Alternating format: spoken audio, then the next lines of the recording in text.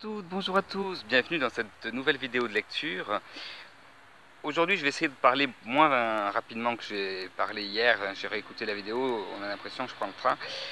Là c'est pas le cas, je suis en pleine nature dans un parc et je vais vous lire un extrait du livre de Anne Wierzensky, Une poignée de gens. Un paysan appelé Vania poussait une barque entourée d'enfants. Il est mort d'un arrêt du cœur, là, quelque part dans l'herbe.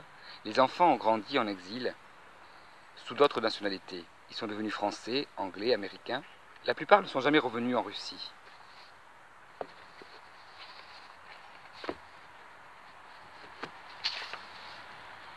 Vassili Vassiliev, Moscou, 10 février 1994, à Marie Belorodovsky, à Paris. Chère madame, pardonnez-moi de vous écrire alors que nous n'avons jamais été présentés l'un à l'autre, que nous ne nous connaissons pas. Je suis un cousin éloigné et un ami de votre grande-tante Nathalie Belogorodsky, décédée aux USA il y a 8 ans. Vous avez sûrement entendu parler d'elle. Elle fut l'épouse du prince Vladimir Belorodovsky, tragiquement assassiné dans sa propriété de Baïgora, le 15 août 1917. Cet homme admirable à tout point de vue était, je vous le rappelle, le frère aîné de votre grand-père Misha. Dès le début de sa maladie, votre grande-tante Nathalie m'avait confié le journal, en Russie nous appelons ce type de journal de bord Livre des destins, tenu par son mari en 1916 et 1917. On y découvre la vie d'une propriété au quotidien et la montée du bolchevisme. C'est un document humain et historique très important, et je souhaiterais que vous en ayez connaissance. Son existence tient au miracle. C'est une employée de votre famille au nom de Pacha qui l'a sauvée, puis restituée à votre grande-tante, Nathalie, avant qu'elle n'émigre avec vos grands-parents et leurs enfants. Traverser la Russie en pleine guerre civile pour aller en Crimée, quel formidable exploit. Nathalie Belgorodovsky était très attachée à vos grands-parents, qui l'ont beaucoup soutenue à la mort de son mari. C'était aussi la marraine de votre père, Petia. Elle n'a jamais rencontré son épouse française, votre mère, ni vous-même. Je crois qu'elle le regrettait. Mais n'est-ce pas le destin commun de bien des familles d'émigrés que d'être ainsi dispersées aux quatre coins du monde? Étant de passage à Paris les 11 et 12 mars 1994, je serais heureux de vous rencontrer et de vous parler plus longuement du livre des destins. Si vous le souhaitez aussi, vous pourrez me joindre à l'hôtel du Panthéon, où je compte descendre. Croyez, chère madame, à toute ma considération. Vassili Vassiliev. Cette lettre est arrivée depuis plus d'une semaine et je ne comprends toujours rien à ce charabia familial. Je ne connais ni son auteur Vassili Vassiliev, ni ma soi-disant grande-tante Nathalie, ni son mari Vladimir. Seul le nom de Baïgora, peut-être, m'évoque vaguement quelque chose. Pourtant, c'est bien à moi que cette lettre est adressée. Je m'appelle Marie Belgorodsky, j'ai 40 ans, je suis française. Je dois mon nom russe à mon père, né à Pétersbourg en juin 1916. De lui et de sa famille, je ne sais presque rien. Ils ont émigré en 1919, pensant comme beaucoup que le régime communiste ne durerait pas. Que les rouges seraient chassés et qu'ils reviendraient chez eux.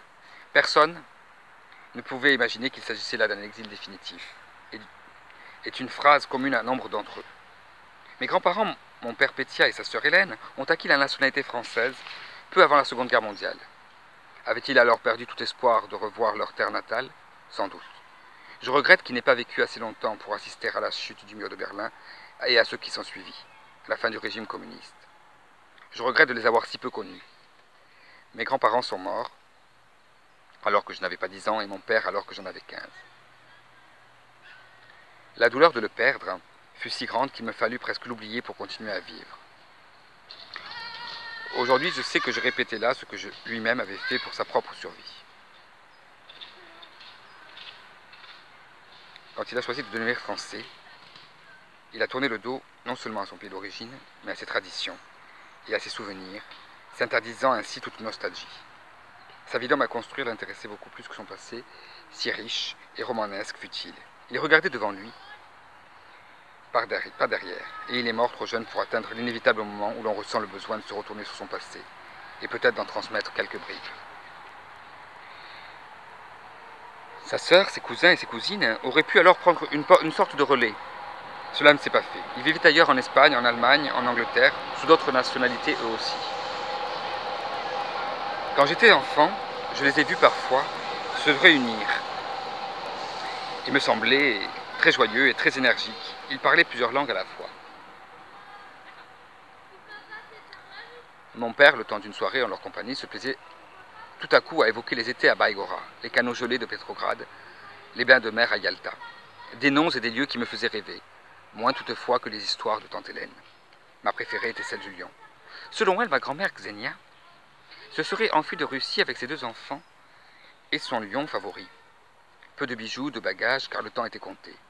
Mais un lion apprivoisé certes, mais qui avait l'habitude d'attaquer qui bon lui semblait, sans être inquiété. Hélas, ce qui était toléré dans la Russie, très tsariste, ne l'était plus dans la banlieue parisienne où ma grand-mère s'était réfugiée.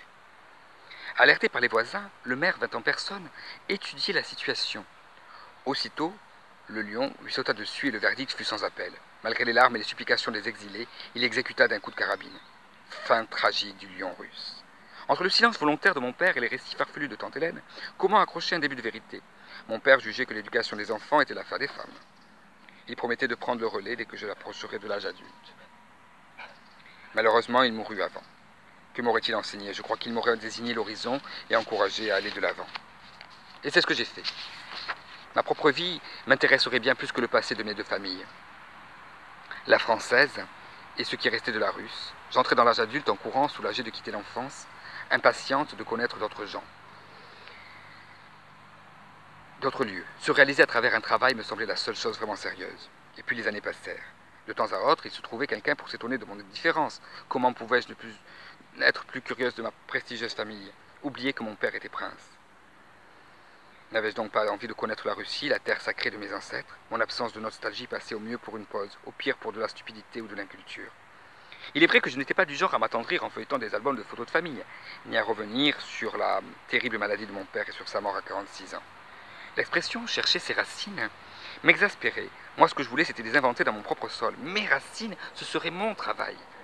Parfois, rarement, il m'arrivait de jeter un coup d'œil loin, très loin derrière moi. Un jour, un ami m'apporta un livre d'Aragon intitulé « Oural, Oural ». Dans l'un de ses poèmes, on va laisser passer le train, il faut toujours laisser passer les trains.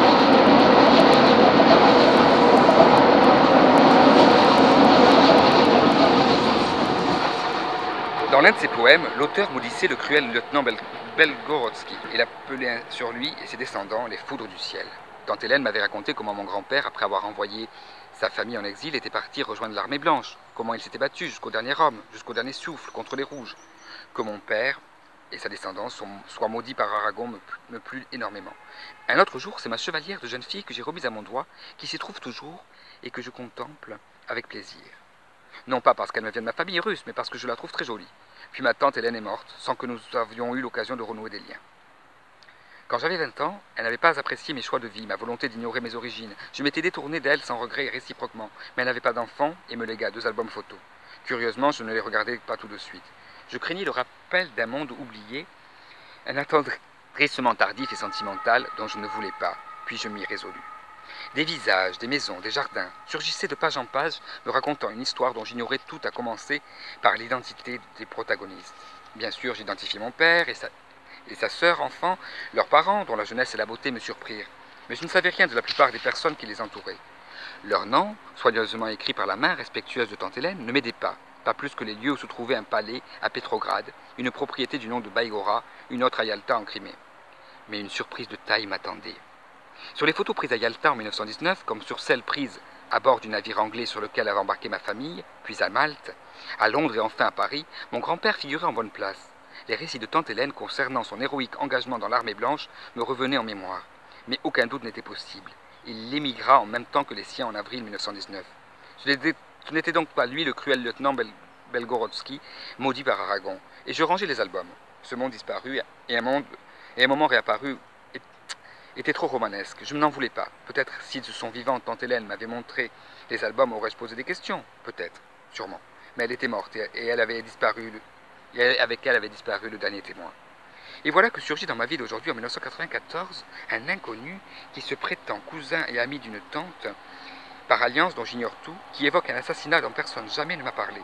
Il semble connaître beaucoup de choses sur ma famille, mais en quoi un grand-oncle assassiné serait-il plus crédible que l'émouvant lion de tante Hélène? D'après sa lettre, cet homme serait à Paris et repartirait demain pour Moscou.